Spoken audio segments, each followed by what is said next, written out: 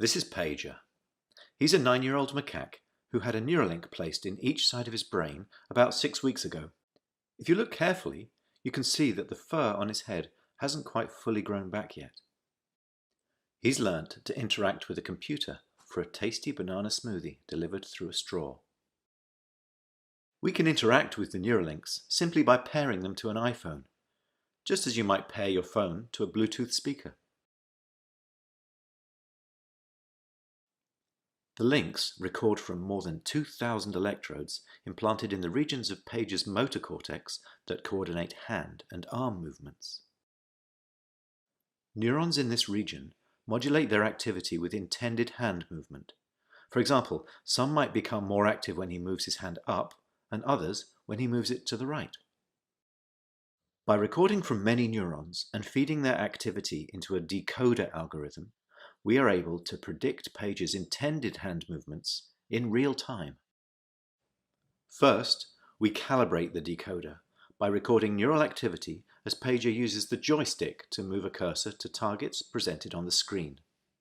As he's playing this game, we are wirelessly streaming, in real time, the firing rates from thousands of neurons to a computer. Using these data, we calibrate the decoder by mathematically modeling the relationship between patterns of neural activity and the different joystick movements they produce. After only a few minutes of calibration, we can use the output from the decoder to move the cursor instead of the joystick. Pager still moves the joystick out of habit, but as you can see, it's unplugged. He's controlling the cursor entirely with decoded neural activity. Our goal is to enable a person with paralysis to use a computer or phone with their brain activity alone. Because they wouldn't be able to move a joystick, they would calibrate the decoder by imagining hand movements to targets. One of the things the Neuralinks allow Pager to do is to play his favorite video game, Pong. To control his paddle on the right side of the screen, Pager simply thinks about moving his hand up or down. We've removed the joystick altogether. Now that he's up to speed, let's increase the difficulty and see how well Pager can play with the Neuralink.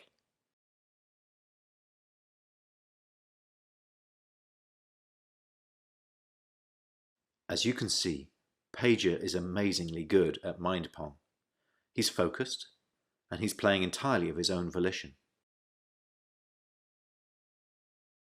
It's not magic.